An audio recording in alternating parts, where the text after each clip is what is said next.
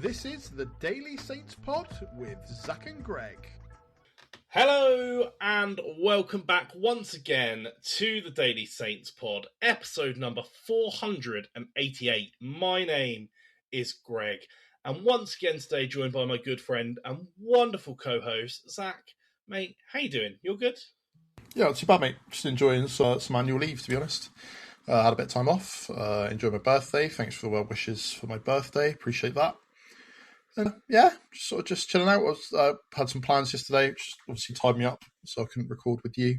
But it's fine. We've got to talk about the return of the king, right? James Ward-Prowse apparently on the radar in a non-joking way this time around. Yeah, it very rapidly went from, classic Saints linked with an ex-star to, real journalists are talking about this, and in a potentially serious way. And I mean, I guess it's one of those things, right? If it lines up that it's a benefit for everyone, then, that's a good piece of experience, quite a footballing, intelligent head with a good knowledge of the club as well to bring back in.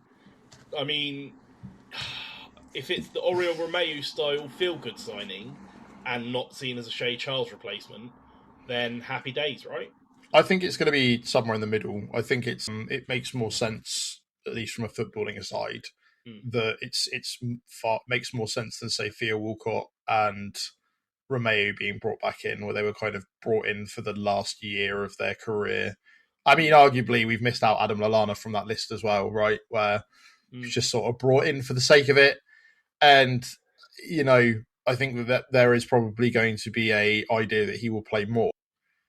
I just wonder what the last couple of years have done to him psychologically. Like, you say he's going to bring leadership to the pitch and set standards, etc. But with him being away and being in and around, the fringes, right? Whereas when he was, playing for us right up until he finally sort of cemented his place under Hasenhüttl, then he played basically every single game. So you've got to wonder what that's like, right? done. He played like every minute of a Premier League season, or something ridiculous. So you need to wonder what that's done in behind the scenes and to the guy's mind. There's also the question though, is if he wasn't an ex-Saints player and we brought in a 31-year-old like Premier League sort of around it, midfielder, how would we feel about it then? Would we think it's a really shrewd bit of business? I just don't think that that's... I think that that's so much of a relevant... Especially, it's not just an ex-Saints player, right? He is a shining diamond example of working his entire way through the academy and living and breathing Saints and was here for 16 years.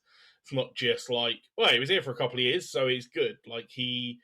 He was, for the period of time where he was the captain of our club, he was Mr. Southampton, right? So I think you can't remove that element as much as people think that you can. It's like when people tell people to take the emotion out of things, and it's like, well, that's part of being human too, right? Like, you can just remove emotion and logic. They are things that both work simultaneously, and that is when it comes to this transfer. Completely, mate. Don't know what emotion is. Sure thing, buddy. But it is one of those situations where there is a lot of heart versus head, and for a lot of people, it ticks enough boxes. And I think that it would be a more successful signing than, say, what happened with Romeu, because I'm relatively sure Romeu played ironically the Millwall game, and then other than that maybe a substitute appearance, and that was kind of it. I'm going to borrow a point that I think it was Steve on TSP made, that you say that, but almost immediately after signing Romeu, we went on a 20-game unbeaten streak. So,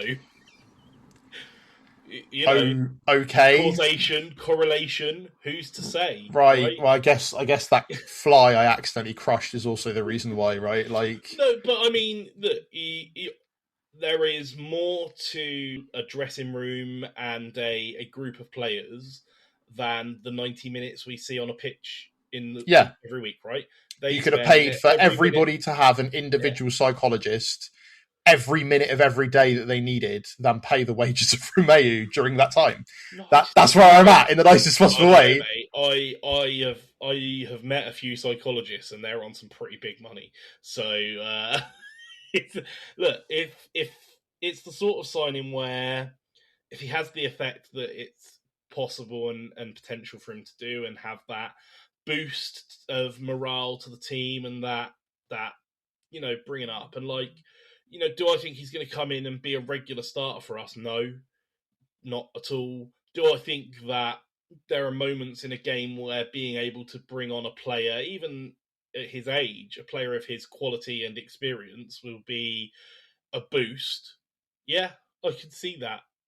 But the price has to be right for that, and that isn't going to be the wages he's on currently, right? So that'll be the main sticking point. But either way, it's not one that's going to be done in time for this game, is it? Well, who knows? I begged at this point to figure it out, but well, look, there was a reason that I recorded the transfer show at midnight, right? To make sure I wasn't missing out on the any breaking transfer news because it all happens real quick when it happens, right? But look, Millwall back at St Mary's for the third time in a week on Saturday. A game that it's a bit of a strange one, right? I mean, to me, in my opinion, this is a really quite scary opposition at a really scary time to play them. But we were looking at the odds before the game or before the show, sorry, and that's not really what the bookies think, which I don't know. It's kind of a mismatch in our valuations. So what do you make of that? I tend to think that you're over-egging it because of the two games we played against them last year. So the first game we played against them was when Leo Cienza picked up an injury after having a good run. We didn't really know how to replace him. We replaced him with, I think for a lot of that game, Jay Robinson. And then we did a very, very Saints thing and lost in like the last kick of the game, right?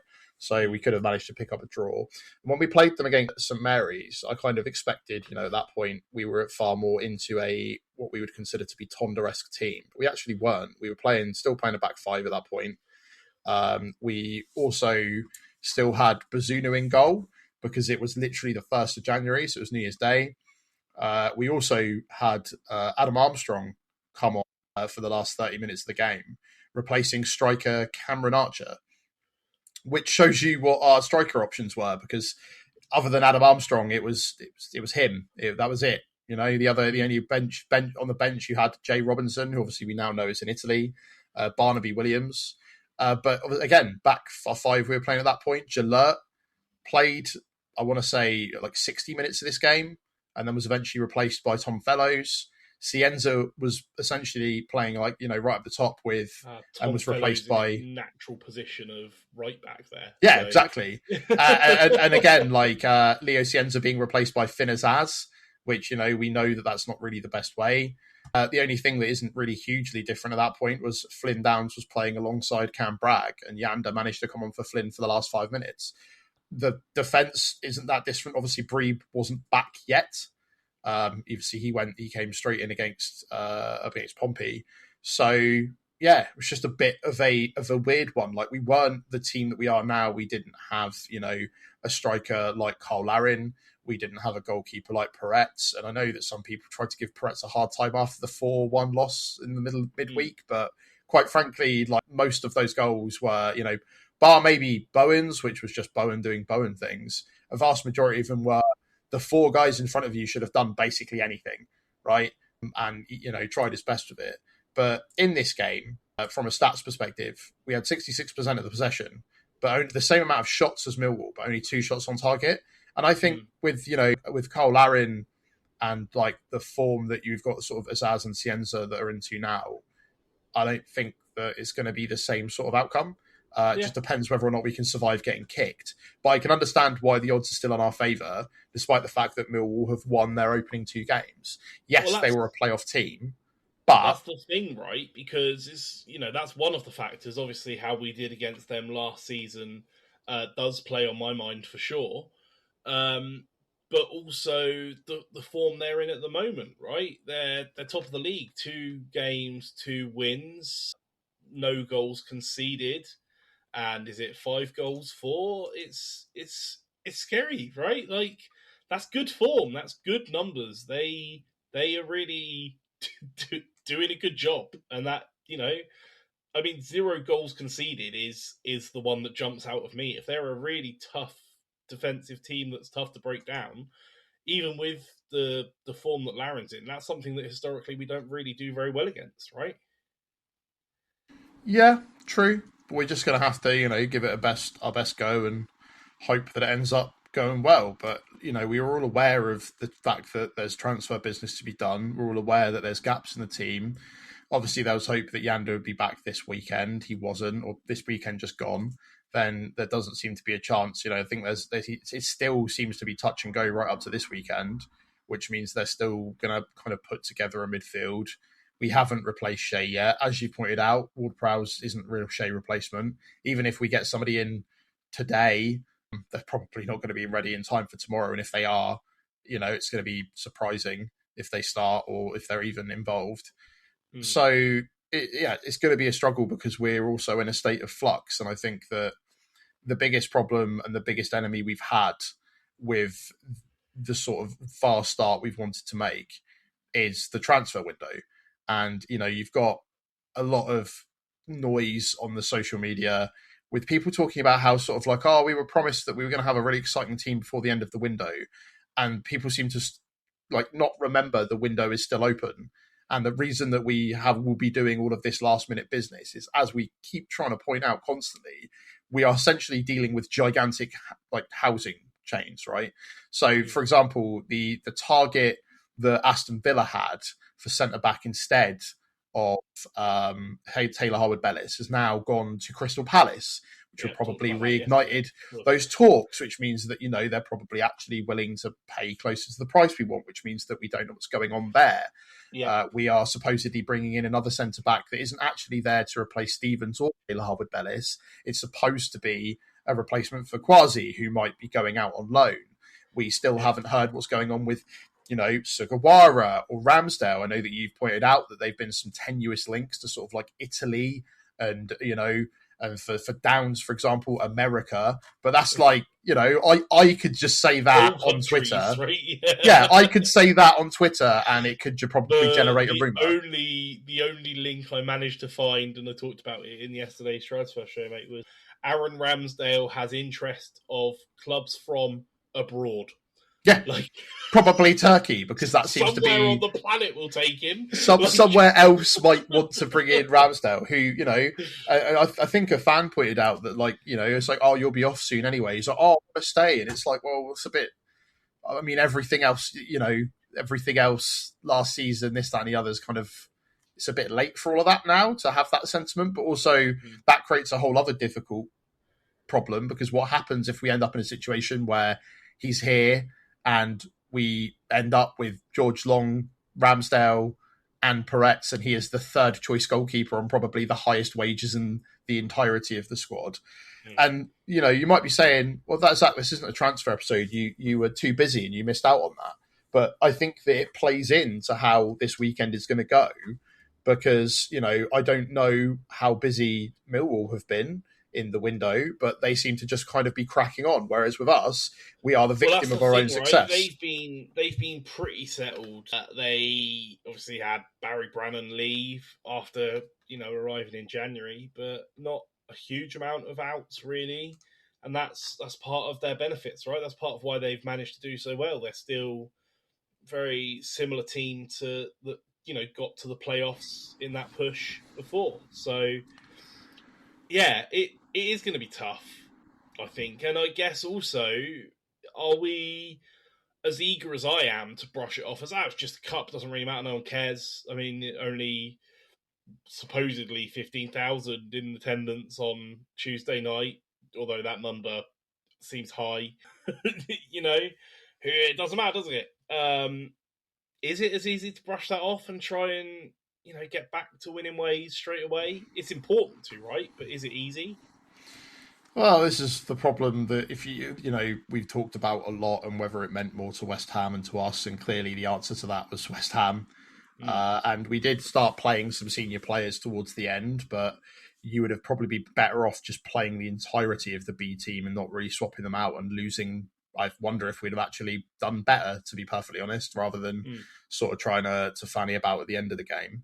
But no, I think it's difficult, and you've also pointed out that there will be a much better atmosphere, far more people.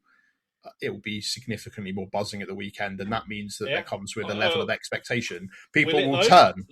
People will turn if they see crap. They're gonna get annoyed, and that's going to be, the players will hear that when people have fallen asleep at like 9 o'clock at night on a Tuesday when we're already 3-0 down. You're not going to get the same level of sort of annoyance that the players could maybe feed off of. But again, I just think the disruption. I guess your take there is that annoyed and hostile if things start to go wrong might be just as motivating as like positive and buzz, right? Because after that on Tuesday, and even though the win against Stoke, it was only really the last 10 minutes of that game that make up for the rest of that game, right? Yep. Like, other than that 10 minutes, it's a very different show that we have to do last week. Is the patience, is it going to be pretty thin, right? Is it going to be all party and jovial, or are we in a position where maybe we go 1-0 down and suddenly it starts to get a bit... That was always going to be the hangover from last year. That was always going to be how it was going to be. You've already had people saying, I think it's time for Tonda to go after Tuesday, which, look, like, I understand emotions can run high, but genuinely some people just need to like think for 5 minutes before they tweet. That's all I'm saying. Like that poor bloke that rest in peace, Dolly Parton, but also You'll Never Walk Alone. 11.4 million views that's got. If you've not seen it, Greg, very funny. No, I've not seen it. I'll send that to you after the show. But like that's kind of, I think that there is going to be thinner patience, but also it's trying to add the context of, I would rather judge it in a week's time when the window's closed. Yes, I really wanted us to go off to a fast start, but I'm aware that losing a key centre-back and people being like, well, why don't we have a replacement plan in place? We probably do. But again, it requires us to actually know if A, that centre-back's going, B, get whatever targets we have to want to join us, and C, be able to promise them a level of game time, which, let's face it, if Taylor Harwood-Bellis stays, they're not going to get. We've already started to see that, players we've signed for the first team haven't been in and about it, with Kwasi, who's obviously on his way out. Kaya Sander, who we kind of built to develop, is on a loan now with potentially an option to buy. So, I think that, the reason I'm banging so much about the transfer window is that the disruption in the squad is causing a lot of these problems, and it will be resolved when the window slams shut. However, that's not going to matter. However, that's not going to matter to anybody when it comes to the game on Saturday, which is why they need to try and do their best to put Tuesday behind them and ultimately get a win. I don't think even a draw is going to be enough. I don't think the noise is going to quieten regardless, right? If all of a sudden we go on a 3-game winning streak, this isn't a conversation. But I'm fundamentally aware that a fast start is what was desperately needed this year. They know that. They're trying to deal with it in the best way they possibly can. So I'm just going to try and back them, hope it goes well, go from there. But I agree with you and understand that, it's a pretty imposing team to come up against, just because of who Millwall are, to be perfectly honest. And I don't think I need to explain why. And if you're new to football, just have a Google. A team who famously chants, "No one likes us, we don't care," and that epitomises, their attitude to the game, and fair play to them for that. Let's move on to predicted lineups, then, mate. How do you see us lining up for this one? It's got to be back to. I mean, it's going to be a fairly similar team to the Stoke game, right? Surely. It'll be Peretz, it'll be Bree, it'll be Manning, and it'll be Stevens and Wood. And people are going to be mad that Stevens is in, and people are going to be like, "Oh, it's not fair." What are they going to do? They're going to put Kwasi in, who's potentially about to go on loan, that knows he's not going to play. Name the other centre backs that we have. unless we've signed a centre back by that point, and even then, you're not going to chuck him in against Millwall at home day one, right? Stranger things have happened. Yeah, Joe Aribo played centre back. I'm aware. Wow, I forgot that for a minute. Look, we're recording this in Thursday afternoon, right? There's potential that if it's announced by Thursday evening that Schlotterbeck comes in, maybe he gets a start, right? Maybe. No. It's going to be Jack Stephens. People are going to be annoyed about it. And then if Stephens scores or has an okay game, we end up seeing everything turn back to what it is usually like, which is like, oh, can't believe we've never really replaced him, but also he's our captain and blah, blah, blah, blah, blah, and the back and forth and the discourse that's been over him for years. And, we've been part of that discourse, to be fair. Like, again, putting Fellaini's hair, stupid move. Got him, suspended during extremely important Premier League season. And then subsequently also saved us last year against Wrexham. And those 3 points ultimately were really important towards the end of the season. So, he buys a lot of good credit from me just from celebrating with a feigned hamstring injury. To be clear, very, very funny. In my regard. So, but that's the thing for a lot of people when it comes to the footballing side, not. But when it comes to the lineups, I do not think that they are going to change them much. I think it will be Manning. Yeah. I think it will be Wood. I think it will be Stephens, and I think it will be Bree. Middle of the park is going to be interesting. Who do you think? I mean, Flynn Downs is the first name in that list. Flynn Downs will definitely be on that list. Has Akachukwu done enough to maybe get a start alongside him? Maybe. Do I think it's probably more likely to be Cam Bragg? Yes. Will it actually be maybe Matsuki or Matsuki? Maybe. Who knows? Come back as Casper Yander, perhaps? I don't think. Supposedly close last week, but not close enough. Yeah, but then also I think that they've said that he's still not quite there. I think it's a lot of mind games to be played, right? That was a very big statement of, okay, well, we can't really BS that he's not fit.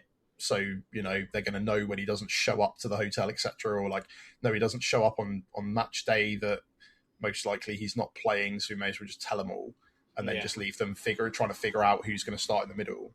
I know that Matsuki's deputies there a few days. I know that you said that you like him being there. You don't mind him being there. There's a few people that have said otherwise. It's been mixed opinions, and that's fair enough. Yeah. We will watch the game through different eyes.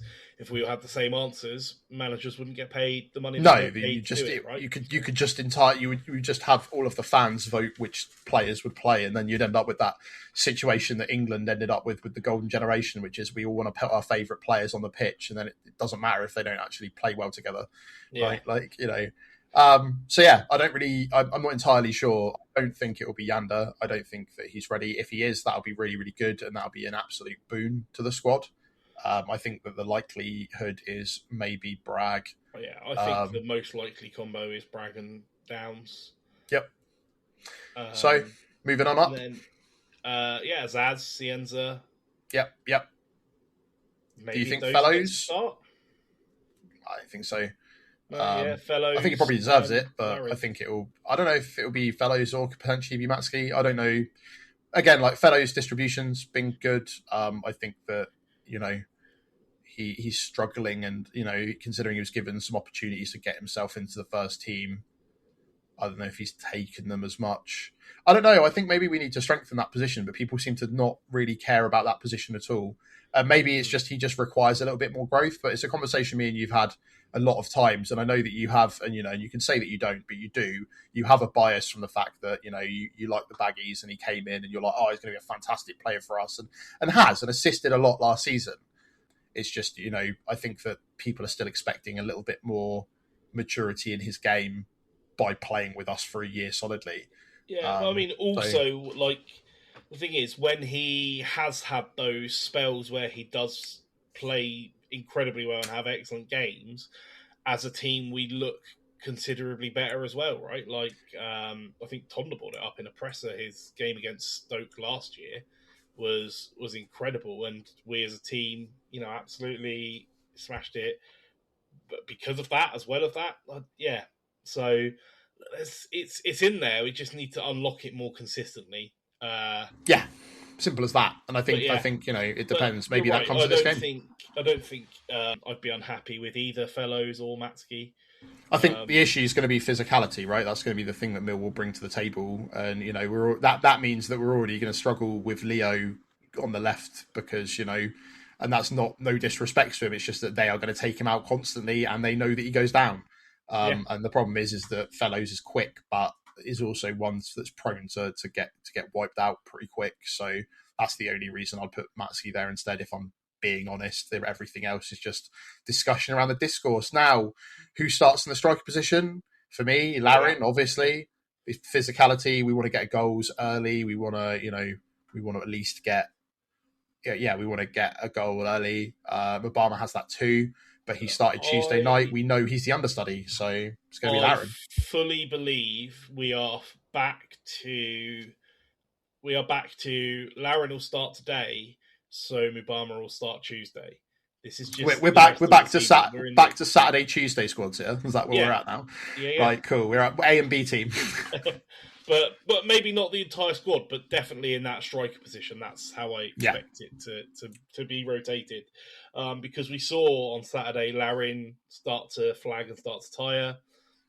We know that's part of it and going to be part of his minutes and managing it. So because he's fit, but I think everyone also forgets he did have a World Cup where he started started a game, participated in those games, home World Cup, a lot of wave expectation. Got an extended break as well, but that subsequently means that pre-season has resulted in I think that there seems to be a bit of a consensus, and I don't know how much you agree with it, that they're not as fit as people would have expected off the back of pre-season. And I actually think that it's not to do necessarily with fitness, it's to do more with match fitness. And I think that when people are like, well, we should have played more opposition, I'm like, well, they did play like a bunch of friendlies plus extra friendlies that were just behind closed doors. What else?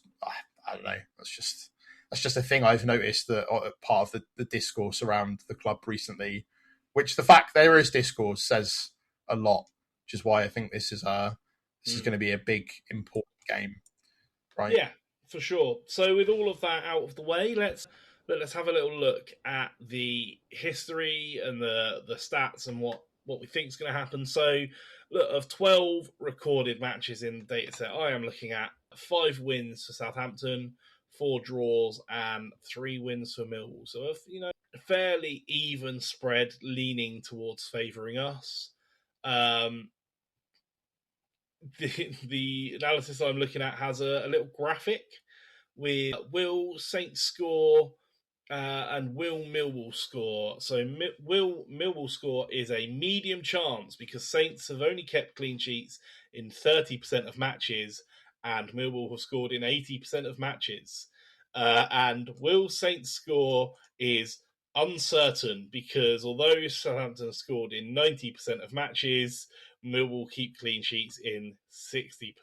So, look, that's hedging towards a low-scoring game with either a draw or a Millwall win, interestingly. So that's going against that's kind of wild against the odds, I'm still not as jaded to think that I'm just going to start predicting losses yet.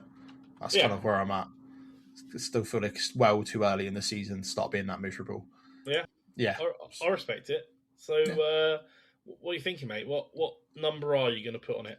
Well, let's go with what statistically the computer always thinks every single game ever is going to be, which is 2-1, right? Because we're definitely going to concede because apparently we just can't keep a clean sheet, and it's going to be a stupid mistake. It doesn't matter so long as you score 2 other goals, and that's kind of where I'm at. Where are those goals coming from? For Millwall, probably Femi Aziz because it's always fun to get him confused with Finn Azaz. Yeah. And from us, I'd love to see Cole Larin score to keep that kind of momentum going, at least in the league. And probably just another, maybe a Finn Azaz goal as well. He's done some really nice assists and had some really good, Finn Azaz moments. But to get him back on the score sheet, I think would be good. Nice. I respect it. Oh, man. What do I think? Well, Oh, it's a real tricky one for Are me you because, because you've basically built Millwall up to be this big scary opponent. Now you can't yeah, turn around and say 5-0 like you usually would.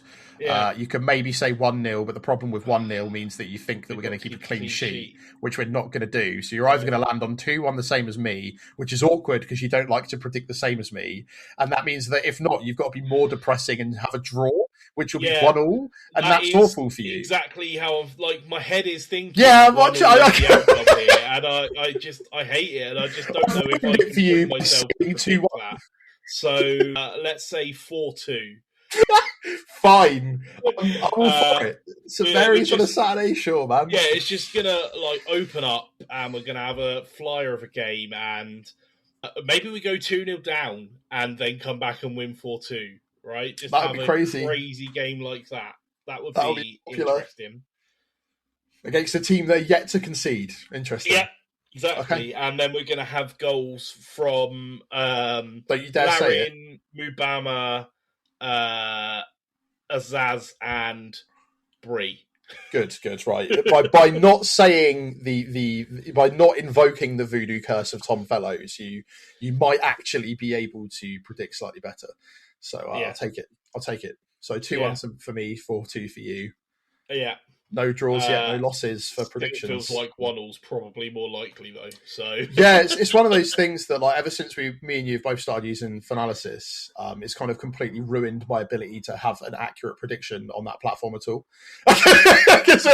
I'm like, well, I kind of need to stick to this prediction. I can't really change it the day before. That just kind of feels silly. Yeah. But subsequently, it means I've been wrong every single time. So yeah, happy days, mate. Happy days. Happy days. But look, that's it. Look, let us know your thoughts, your score predictions in the comments and on the socials. We are Daily Saints Pod absolutely everywhere. Facebook, X, Blue Sky, Instagram, TikTok, YouTube, everywhere. Hit us up and let us know. We love hearing from you. Whatever happens, we will be here after the match to talk about it and celebrate or vent those frustrations in one of those games that genuinely feels like it could go either way. The joys of the championship. That's why we love it. But until then, everyone, have a wonderful weekend. Enjoy a trip to St Mary's. But most importantly, come on, you Saints. Wee.